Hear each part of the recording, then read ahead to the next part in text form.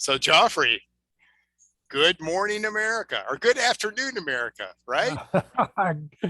Yes, sir. Thank you for being with me today. I'm Yeah. looking forward to our conversation. So here we are. It's Fridays with Geoffrey Harris and Alvin Weiss. And today we have a special treat for you. And that is Geoffrey. Geoffrey will give us some background here, but we're going to look at a document or a system that Geoffrey has created, and we're going to take it for a test drive. In other words, we're just going to give Geoffrey ideas. Did you communicate this clearly? And then Geoffrey then will have a recording of it so he can send it to his people, or just walk through what Geoffrey and I normally do. And that is, we just take a look at what have we done and how can we make a 1% improvement. So give us the background on this, please, Geoffrey. Okay, so we had developed a basic training system for discipleship that we've been using for a long time in Africa. But we felt like as our leadership, as we were developing our leaders for the country, I wanted nationals to be able to get involved in the leadership and give them responsibility and authority. And so we began to consider what is involved in building a leadership team, and especially if in our case, a spiritual leadership team, because that's the nature of what we're doing. And so we began to put together a strategy to do that. Alvin, you helped me a long time ago with 5 steps. We developed 5 steps to developing a team, a spiritual team. And so we actually produced a video for each one of those 5 steps. And so the people that had gone through our basic training, I've been thinking about how do we train them in these 5 steps? What is the best way to do that? And wasn't sure exactly how, because they can go on and watch the videos themselves. And I thought I could get back to them and ask them if did they watch it and take notes and what did they think about it. But it occurred to me, we need to train them in this second level or second phase of our training the same way we trained them in our first phase. In our first phase, we developed a student guide. And with each one of the steps that we took them through, we gave them the biblical basis for the step. Then we asked them questions about it so that they could, it could be interactive, and I could get their best thinking on it so we could improve it from what they think. And of course, as nationals in Africa, they may think a little different than I think. So I did the same thing with the 5 steps for leadership training. I developed a student guide, and then you had graciously helped me put together the 5 videos that we could just send to them and they could watch on their own time. So here's the beginning of the student guide. We just said to them, the first step is begin a personal ministry and multiply yourself. In other words, let's just keep it simple. So I just spent a little time highlighting that idea in this step, reminded them of the big idea of the whole 5 steps. And then I gave them a biblical basis, a verse that kind of supports this particular step. And then if you scroll down just a little bit, I gave them a couple of questions to make that interactive. So I wasn't just dumping a lot of information on them, but I was kind of giving them the biblical basis, and then asking a couple of questions that would cause them to think about, okay, how does this really work? And gives me a chance. I asked them this question about how did Jesus build his team? the passage before, I gave the little quote from when he chose his disciples. How did he do that? And so I had, so they're going to be reading that, and then they're going to be wrestling with this question from this passage. How did Jesus select his team? And why do you think he selected 12 disciples? So I'm asking them to not just give me their opinion, but go back to scripture and see from that, why they think he did it the way he did it. And so that supports this as not only being my great idea for them to build a team, but a biblical way to do it. That's maybe too long of an explanation, but that's basically what I've done here. And so we have 5 steps, and basically what they will do, and I'll give in more instructions down below. What they will do is that I've asked them, given them instructions, first go and watch the video and make notes. Then come back to this Bible study on that particular video and do this Bible study. And then next week, I'll get together with you on this step and we'll discuss it using those questions, which is exactly what we do with our basic training. We give them an assignment, we have them answer the questions and wrestle with it, and then the following week we get together and have a conversation. So this training, the difference is that we're using videos in this one that we didn't use in the first series.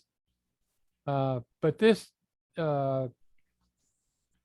we've demonstrated in the first series, this makes it interactive. It's not boring. They get to be able to give us their opinion. They get to talk, and it's not a one-sided dump session of information on them.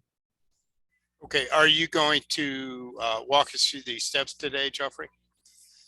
Yes, let's go Okay. through that. The first one was, remind me. Yeah, begin a personal ministry and multiply yourself. Okay, so we talked about how Jesus started to do that. The second one is build a leadership team. And the first thing you do is you have to identify leaders. So we use an example of scripture there, and we talk about how Paul, the apostle, identified his disciple Timothy and what he told him. And so that's the second step. Third step is then multiply through your leaders. And we just say here, Jesus was very intentional about multiplying through his team. And we give the biblical basis for that. His mission was to love him and love others, and to go make disciples. So we're talking to them about the idea of once they build a team, Jesus talked about multiplication, not addition. So in order to multiply, you got to have a team.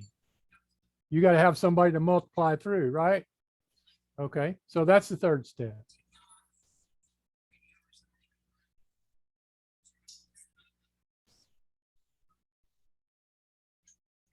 Okay, multiply through your leaders. The fourth step is reach your target area. So you got to know, you got to have a target, got to have a goal. So we talked about that in this particular lesson, about the Great Commission. And I just give a little bit of a couple of verses before that to give context to the Great Commission. But basically his commission was that he said, all authority has been given to me on heaven and earth. Go make disciples of all nations. Okay. If you look at scripture, that's telling you your target area is all nations. And then he tells you what to do and promises that he'll be with you to get it done. Okay. So now that's your target area. It's all nations. Now I asked the question, what was the target area Jesus gave his disciples in this passage? So hoping they're going to be able to figure that out as they read it. And if they don't, we'll talk about it when we get together. Okay. All right. Now go down to the next question. How realistic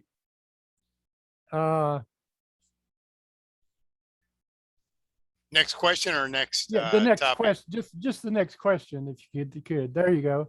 I asked them, how realistic is it that God could use you to make disciples in all nations? Now, I intentionally use that question because that's a big goal. To ask average Joe, who's never made a disciple, could he make them in all nations? So I wanted them to wrestle with that question a bit. How realistic is it to think, do you think to make disciples of all nations? And I'm going to be eager to hear what their answers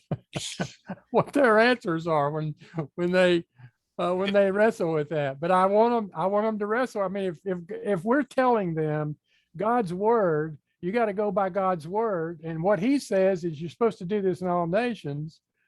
Then do you think you can do it? So have you had any answers to No, that I haven't question? field tested it yet. You're going to help me. Oh, okay. Well, I have a partial solution here. Okay, go for And we talked about this a little bit before, maybe every day. How can you reach 5 billion people right now? it. Yes. Yes, that's right. And That's and right. I'm a big believer, if you're going to do that and use your mobile device, you must have mobile friendly content. Well, I felt comfortable asking that question because I've done this You're right. and it works. I'm talking to people all over the world. I'm coaching people all over the world. Yeah. I'm sitting here at home in my bedroom, a one-man band, but I'm reaching. I have the capability of reaching all nations. Yeah. The interesting thing is I have a world clock app on my phone because working across different time zones can be challenging, but I have 15 different time zones tagged, Philippines, Kenya, Sierra Leone, Orlando, and New Delhi, India. And it's amazing because you can make it work. You can make it happen. Yeah. You Well, you know what I'm excited about is that the time that you invested in me in teaching me technology and how to use technology. right. And I mean, you came up with the idea, Geoffrey, you're getting me up at 3 o'clock in the morning to answer these calls from people all over the world. You said, you better get you a globe and figure out what the time zones are, because you're going to be doing a lot of this, Yeah. And you wouldn't believe how much I use that little app that you helped me download. Just that little simple tip about how to use technology to get the job done. I mean, and of course, there's a lot more things you've helped me with. Yeah. And what's amazing to me is that app, number one, it's free. It's free. Yeah. Didn't cost you a penny. And then as far as I know, that app downloads across the globe, because every person I've talked with, I've asked them, download this app. Because here's a techno point for everybody, is that when I send Geoffrey a Zoom call invitation, it's in my time zone. Yes. So if you don't have the app, I mean, there was one gentleman, I know he tried hard, but he was in Africa. He was always 1 hour late or 1 hour early and never on time. Yes. And I kept telling you, Geoffrey, all of your people need to download this app and then be reminded that when someone sends a Zoom invitation, look at their time zone, and then you do the translation. Right. And what's interesting about reaching all the world is that I was this last weekend, I was on I was in a workshop. It was a content creation workshop. And when you have high enough quality and a reputation, people will come. For example, I was in a breakout room with 5 people, and one of the ladies was from Australia. So here I am in the afternoon, Saturday afternoon, comfortable with daylight. And in Australia, this lady was in that workshop from 12 a.m. to 4 a.m. Yeah. When you have the content and the quality and the reputation, and there was another person who had borrowed somebody's office so that he had adequate Wi-Fi, he had adequate bandwidth and speed. Yes. But my point being is, your boss, the big boss, said go and make. Yes. He Yes. didn't say build a building on the corner and have them come to you 9:30 Sunday. And we have the tool to do that today. And with limited amounts of skill and some training, you can do it. Yes. Yes. You Uh, bet. Well, of course, Jesus taught in synagogues, when right. and so he came up with the idea of the church, but we have limited it to the box on the corner. We have. And so the pandemic is erasing the idea that that's the only place you can reach out to people and have a ministry. In fact, he said in the Great Commission, go. He didn't say go to the church and stay there and try to get everybody you can to come, because you're limiting yourself to however many that building can hold. Yeah, Right. I think that word's really important there, because it does say go, and there's no wiggle room there. That's right. That's right. Eh, Hey, let me tell you the end of that other story. The Okay. reason, the idea we train in discipleship's multiplication. Now, this little idea that you shared an app with me. Right.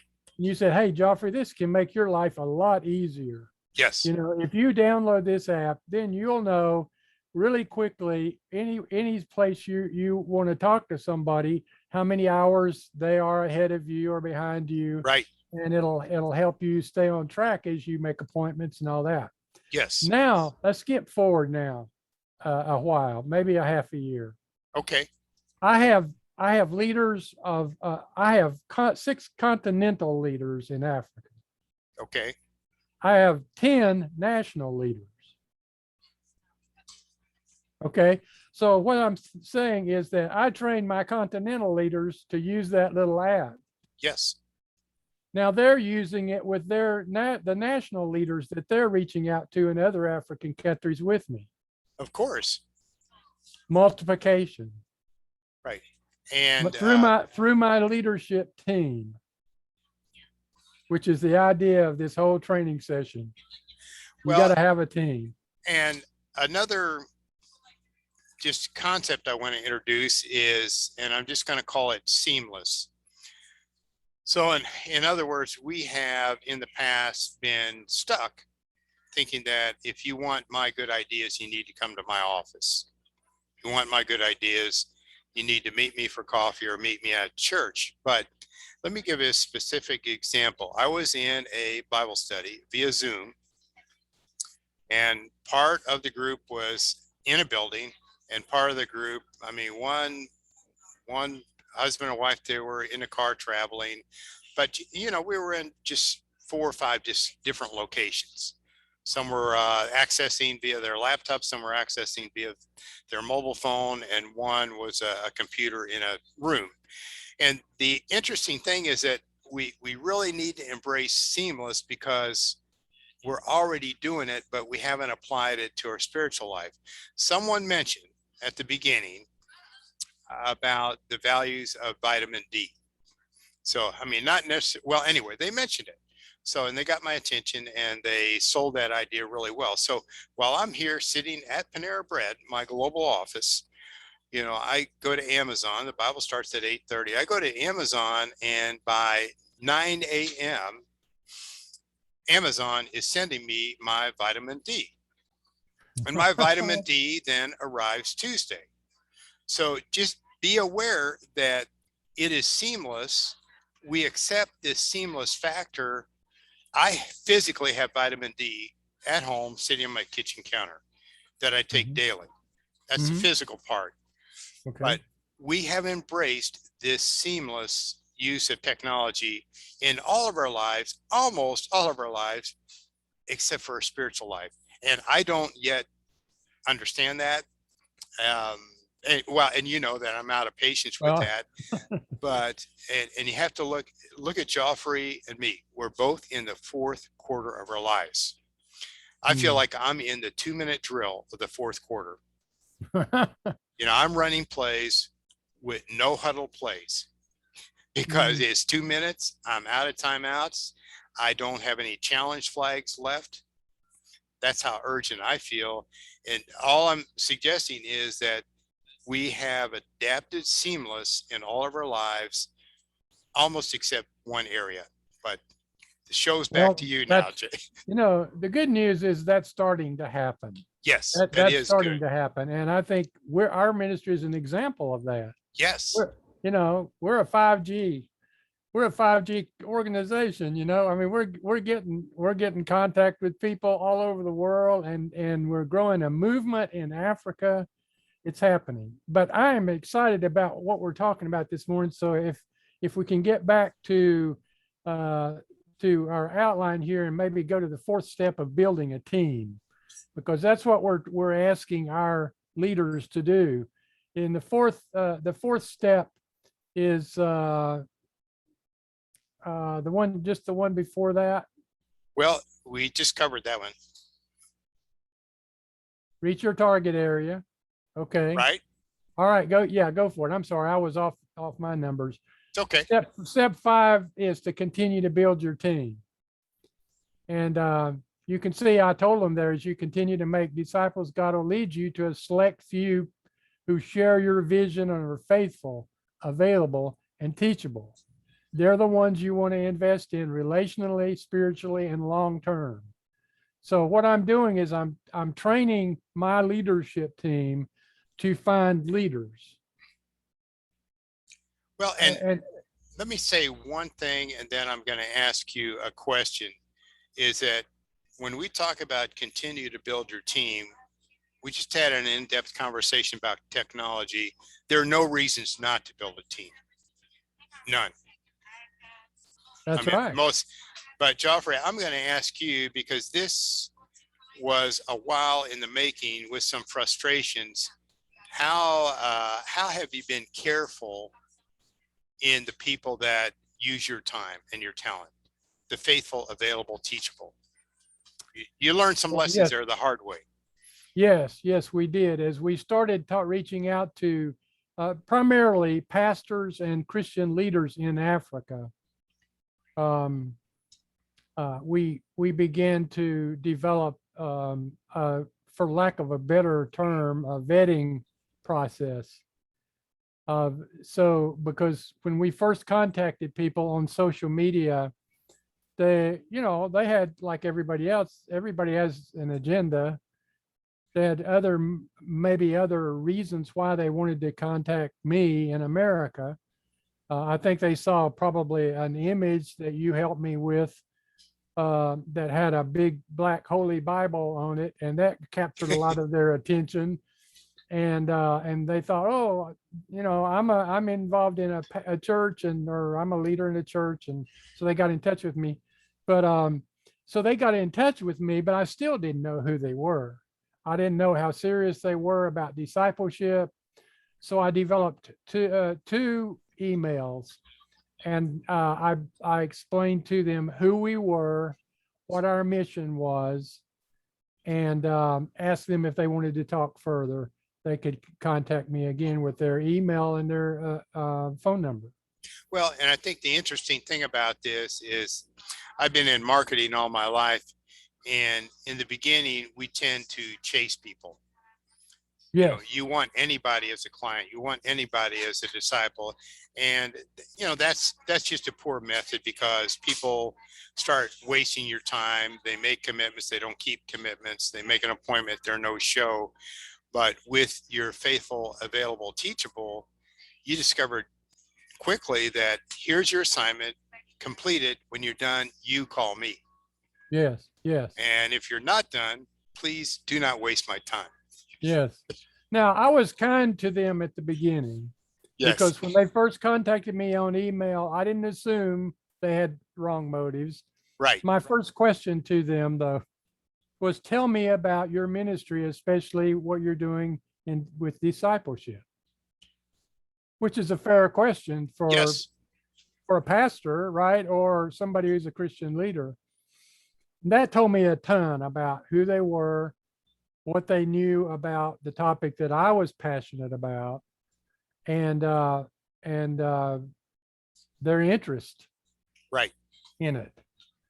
So I was able to then build on that, and then go and share with them kind of what I was about, because that was the next natural step, right? I Of asked course. them Yes. first, and then I was able to share this first email with them to explain to them what we were about. And then I asked them, are you interested in taking another step, basically? Yes.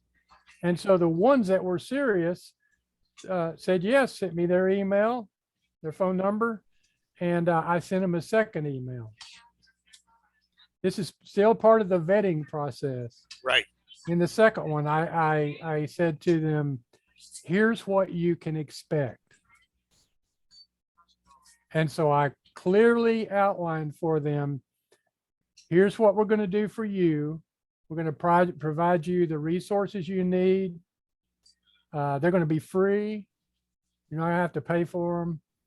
And I can send it, I'm going to be able to send it to you immediately in a PDF format. So you'll have it immediately. And then you can get it printed out there. And the second thing is I'm gonna set up an appointment to get back together with you. We'll meet together and do one lesson a week, one step at a time. And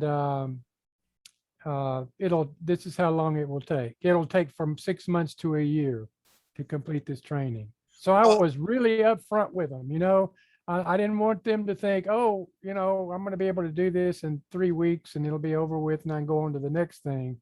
I wanted them to know this is a serious commitment. It's a long-term commitment. So I want you to be sure you're interested in doing this before we do it, before we start it. See, and your system has, for my business friends, your system has some really strong applications: faithful, available, teachable.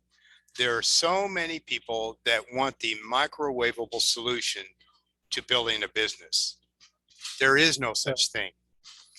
Someone may promise you that on a video, but it does not exist, because I do remember some of our conversations initially. Someone would ask you, well, how long is this process?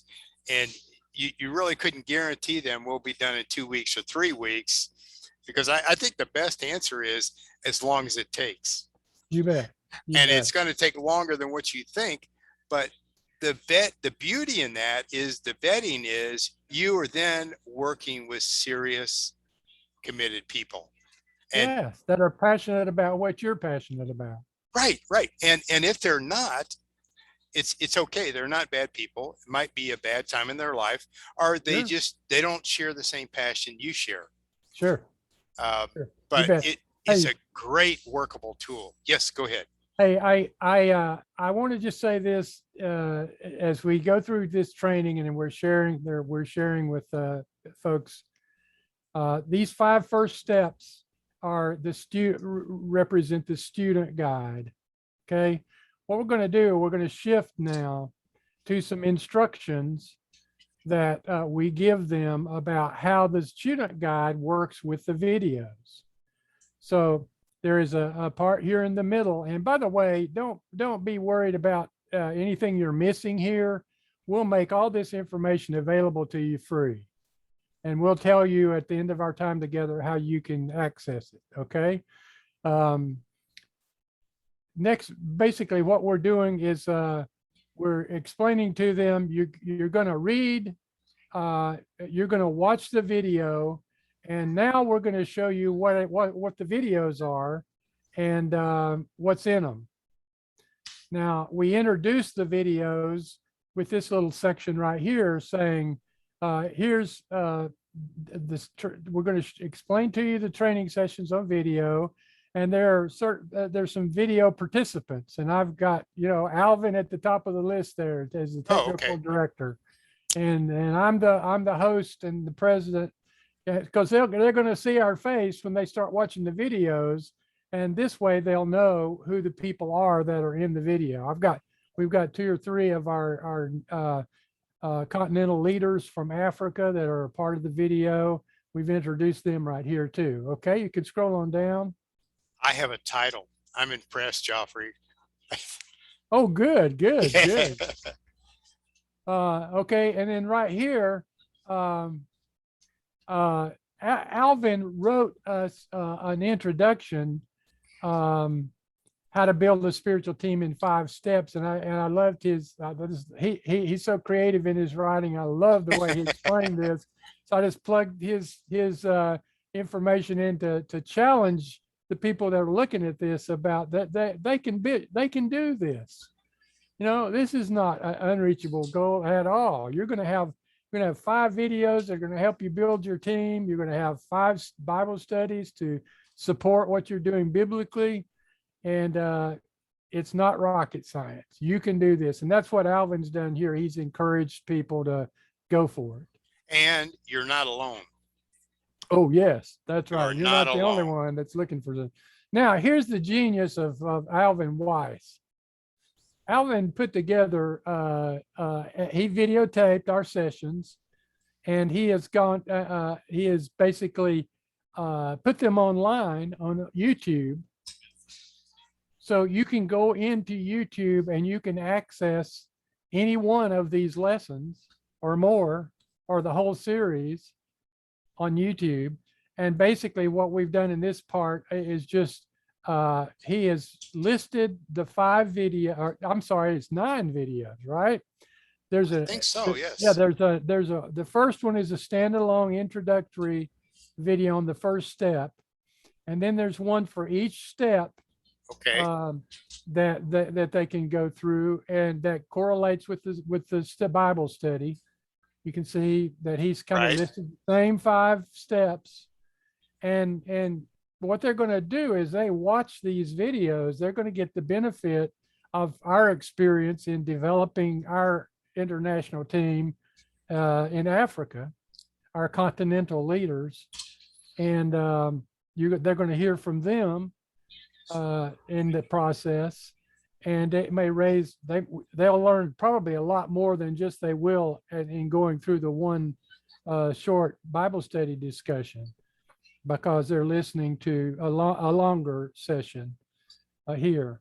So that's it. It's that simple. It's really not hard. You got all the tools you need as a leader. You don't have to create anything. They're all there.